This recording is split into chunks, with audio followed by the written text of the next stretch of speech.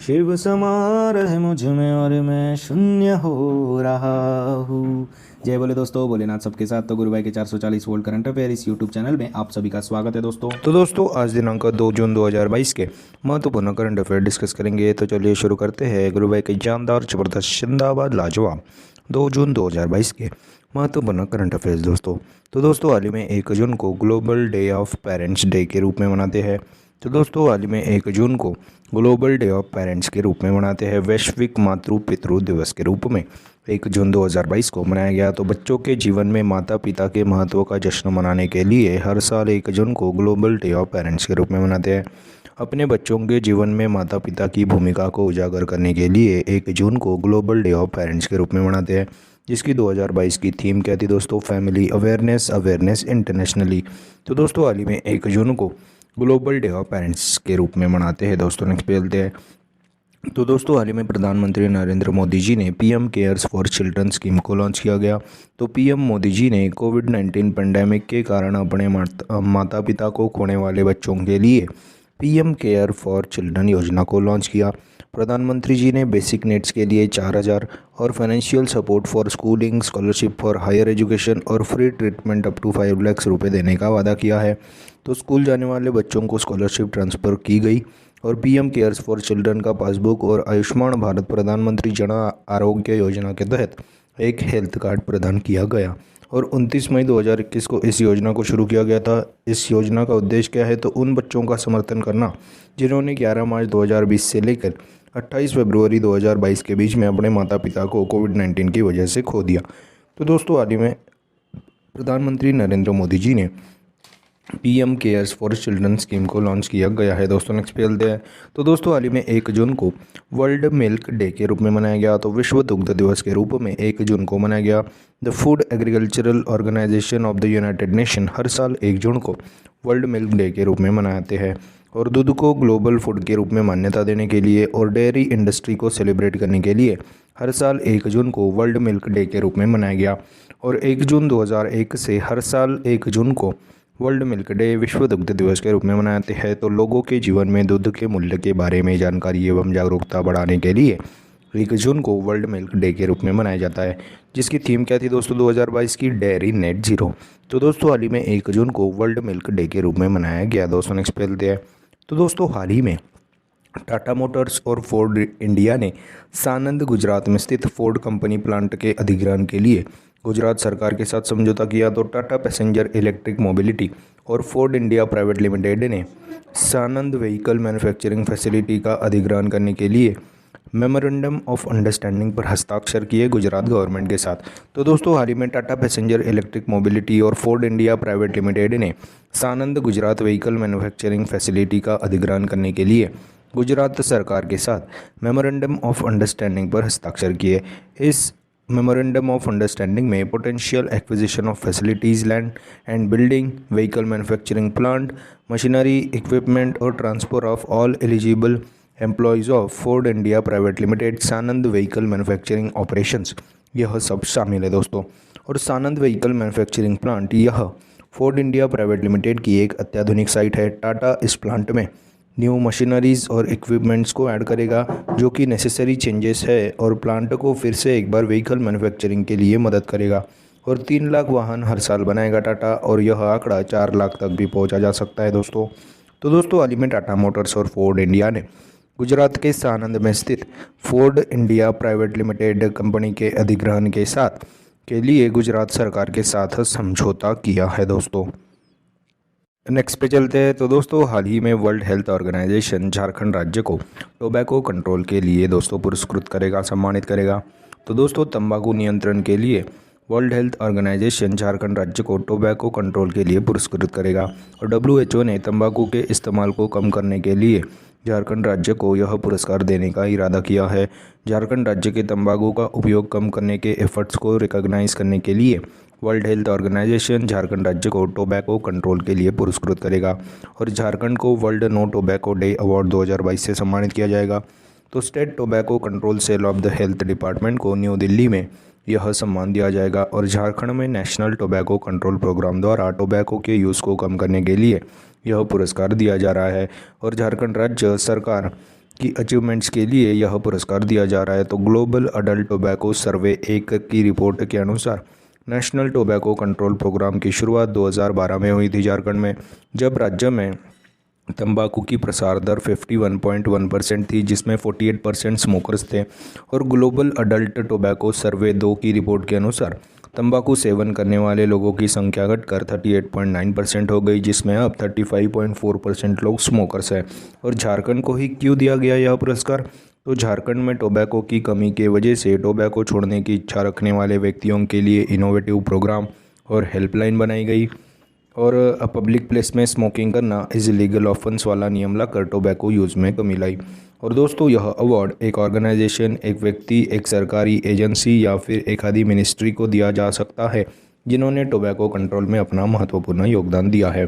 तो दोस्तों, हाल ही में वर्ल्ड टोबैको ऑर्गेनाइजेशन झारखंड राज्य को टोबैको कंट्रोल के लिए world no tobacco day award 2022 से पुरस्कृत करेगी दोस्तों, न्यू दिल्ली में एक फंक्शंस में। नेक्स्ट पे चलते हैं। तो हाल ही में नेशनल एजुकेशन मिनिस्टर्स कॉन्फ्रेंस की मेज़बानी गुजरात राज्य करेगा। तो गुजरात राष्ट्रीय शिक्षा मंत्रियों के सम्मेलन की मेज़बानी करेगा। दो दिवसीय यानी कि 1 जून से लेकर 2 जून तक नेशनल एजुकेशन मिनिस्टर कॉन्फ्रेंस की मेज़बानी गुजरात करेगा। तो हमारे केंद्रीय शिक्षा मंत्री धर्मेंद्र प्रधान और अन्य केंद्रीय मंत्री और राज्यों और यूनियन टेरिटरीज़ के एजुकेशन मिनिस्टर इस कॉन्फ्रेंस में शामिल होगा। और दोस्तों, इस नेशनल कॉन्फ्रेंस में how to boost the India's education ecosystem इस मुद्दे के बारे में चर्चा की जाएगी। और नेशनल एजुकेशन पॉलिसी 2020 को लागू करने, school skilling, digital project such as national digital education architecture और नेशनल एजुकेशनल टेक्नोलॉजी फोरम्स को बढ़ावा देने पर इस कॉन्फ्रेंस में कंसंट्रेट किया जाएगा।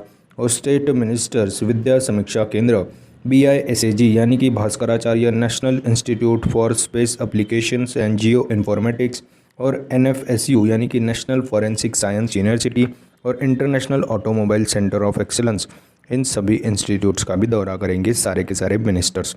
तो दोस्तों, हाल ही में नेशनल एजुकेशन मिनिस्टर्स कॉन्फ्रेंस की मेज़बानी गुजरात करेगा दोस्तों, 1 जून से लेकर 2 जून तक। दोस्तों, नेक्स्ट पे चलते हैं। तो दोस्तों, हाल ही में इजराइल और UAE देशों ने पहले अरब मुफ्त व्यापार समझौते पर हस्ताक्षर किए। तो first Arab free trade deal यह इजराइल और UAE देशों के बीच में हुई है। तो दुबई UAE में Israel's economy and industry minister Orna Barbivay और UAE के economy minister Abdullah bin Touk Al Marri, इन दोनों ने इस समझौते पर हस्ताक्षर किए। The comprehensive significant and groundbreaking agreement किया गया ताकि बायलैटरल ट्रेड को बढ़ावा दिया जा सके इन गुड्स एंड सर्विसेज। और इसराइल का एक्सपोर्ट्स इंक्रीज़ करने के लिए इसराइल और UAE देशों ने पहले अरब फ्री ट्रेड डील को हस्ताक्षर किया। इस फ्री ट्रेड के अंदर food, agricultural, cosmetics, medicinal equipments, medication और अन्य सामग्री पर 96% सीमा शुल्क पर छूट दी जाएगी। तो दोस्तों, हाल ही में इसराइल और UAE इन दोनों देशों ने पहले अरब मुफ्त व्यापार समझौते पर हस्ताक्षर किए। First Arab free trade deal पर हस्ताक्षर किए इसराइल और UAE देशों ने। दोस्तों, नेक्स्ट पेलते हैं। तो दोस्तों, हाल ही में जारी federation of international hockey rankings 2022 में ऑस्ट्रेलिया देश टॉप पे है, शीर्ष पे है। तो दोस्तों, ऑस्ट्रेलिया की men's hockey team federation of international hockey यानी कि FIH रैंकिंग्स 2022 में ऑस्ट्रेलिया देश शीर्ष पे है। दूसरे स्थान पे बेल्जियम है, तीसरे स्थान पे नीदरलैंड है और चौथे स्थान पे इंडिया है। दोस्तों, in women's hockey there is on top Netherlands की वुमेंस हॉकी टीम, यह FIH रैंकिंग्स 2022 में शीर्ष पे है।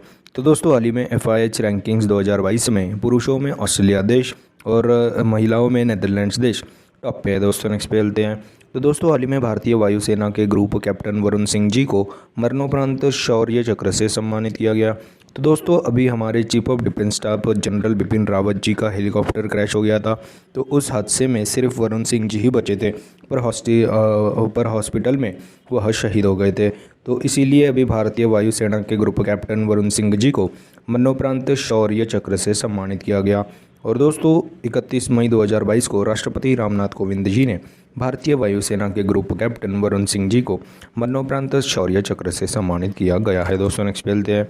तो दोस्तों, हाल ही में पंकज शर्मा जी को पेंशन फंड नियामक और विकास प्राधिकरण के अंशकालिक सदस्य के रूप में नियुक्त किया गया।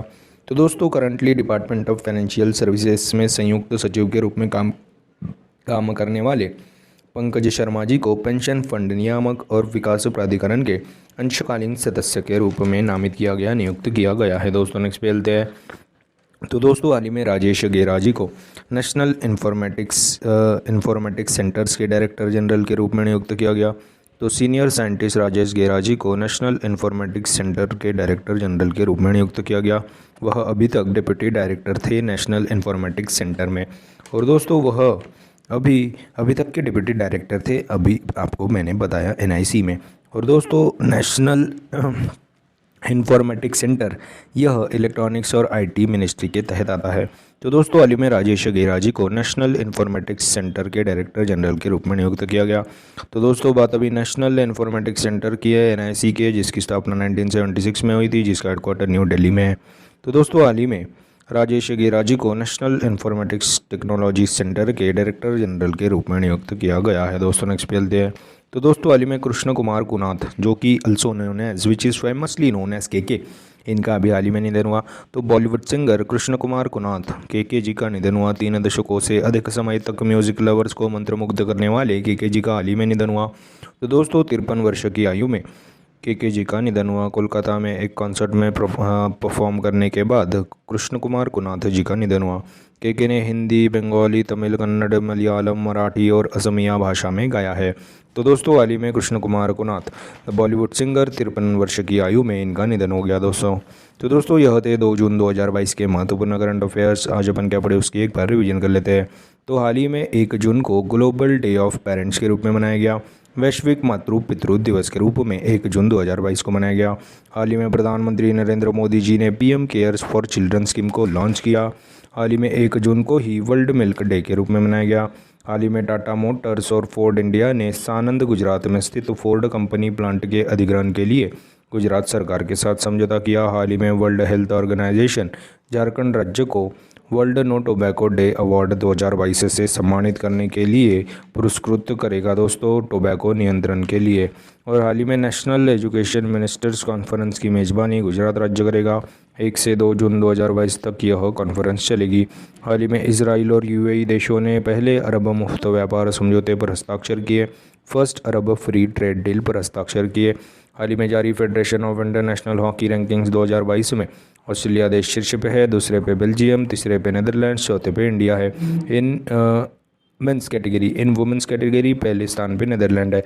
और हाल ही में भारतीय वायुसेना के ग्रुप कैप्टन वरुण सिंह जी को मरणोपरांत शौर्य चक्र से सम्मानित किया गया राष्ट्रपति रामनाथ कोविंद जी द्वारा।